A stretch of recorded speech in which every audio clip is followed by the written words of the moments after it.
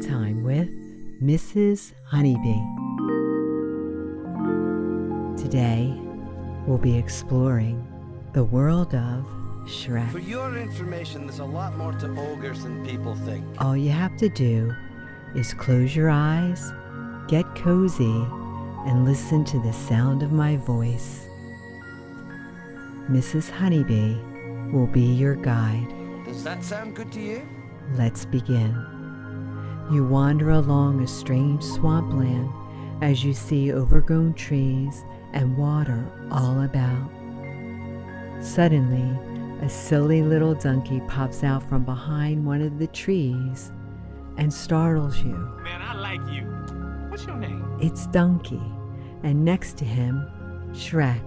They're both smiling and excited to see you. It's so great that you came to visit us, says Donkey, as he welcomes you into Shrek's land in the middle of the swamp. Right, Shrek? The big green ogre waves at you and grins. Yep, you're always welcome to my swamp. Sure, it's big enough, but look at the location. Shrek winks at you, and you know you always have a home here. We should make waffles, gasps Donkey. His hooves clomp noisily as he heads toward the kitchen. Your mouth starts to water. Donkey's waffles are really tasty. As Donkey starts mixing up the waffle batter, you hear some strange noises coming from outside Shrek's home. Shrek heads over to the window, peeking through the blinds before stamping his feet. Those fairy tale creatures are back again. I bet Lord Farquaad has sent them all here just to bother me. Take a look at me. What am I? The ogre says with a pout. I'm an ogre. Maybe we can ignore them, says Donkey. But our friend has come all this way to visit, continues Shrek as he gestures towards you. It'll be hard to have fun together if the fairy tale creatures are making lots of noise outside. I don't get it, Shrek. Why don't you just pull some of that ogre stuff on him? You know, throttle. You tap your chin and peek out through the window.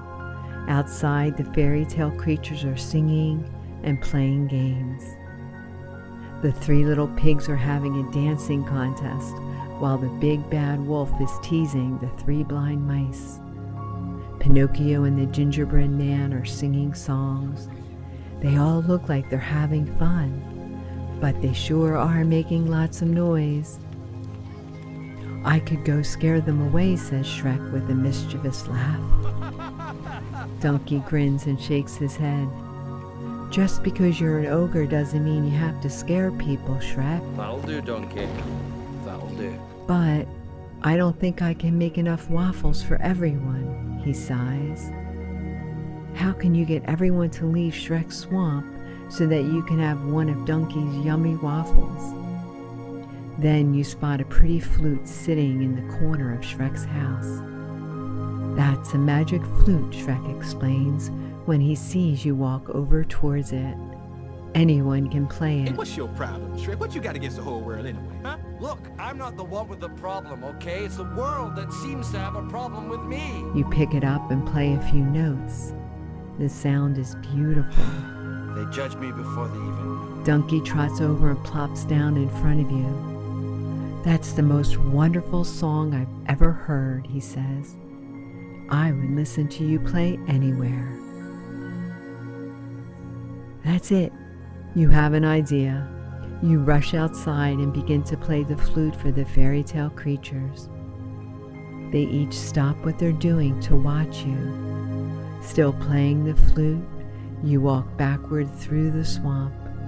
The fairy tale creatures all follow after you. You've mesmerized them with the magical flute. You lead them away for a while until you're sure that they're far enough away from Shrek's home that their noise won't bother Shrek or Donkey. And then you stop playing. You pass the flute to Pinocchio and tell him that you will be right back. Pinocchio plays the magic flute and the fairy tale creatures are impressed. Pinocchio's nose doesn't grow, which means he's really playing the magic flute. The fairy tale creatures cheer and you rush back to Shrek's house. When you step in through the front door, you can smell the sweet scent of waffles covered in delicious maple syrup. Donkey hands you a big plate that's so full of waffles that you can barely hold it up. "Thanks," said Donkey. "You're the best." "Now we can have fun without all that noise," says Shrek happily. You smile at your two friends, happy to have helped out. Now it's time to have some waffles. You, Shrek, and Donkey sit around Shrek's kitchen table and enjoy a big stack of waffles. And the first thing I'm gonna do is build a 10-foot wall around my land. There's blueberry syrup, chocolate syrup, and regular syrup on the table. Donkey is being silly and pours all three syrups on his waffles. Shrek grabs the regular syrup and you take the chocolate. You pour it onto your waffles and watch it ooze down the sides. You grab your fork and knife and take a big bite of the waffles. They taste delicious. Well, the stars don't tell the future, Donkey. They tell stories. Donkey is a great chef. You clean up after eating the waffles and poke your head back outside to see if the creatures are still gone. The coast is clear, and Donkey asks if you want to race. Shrek gets his stopwatch, and the three of you head to the backyard. Donkey is running in circles and getting warmed up, so you begin to stretch. Shrek says you'll race from the big oak tree to the tiny swamp tree on my mark. You and Donkey line up next to each other. Donkey bumps you a little bit to let you know he's not going to let you win. 3, 2, 1, go! Shrek yells, and you both take off. Donkey's little forelegs are fast, but your two legs are faster. You speed as fast as you can across the backyard and beat Donkey to the tiny swamp tree. Donkey is so tired that he leans on you and he breathes really heavy. "Great race," he says, as you give your new best friend a hug. Shrek shows you the stopwatch. You ran so fast. You're so happy to be relaxing in this world with Shrek and Donkey.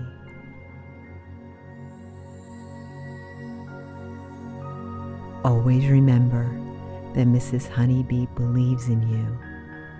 You are special and you are loved. I can't wait to see you again.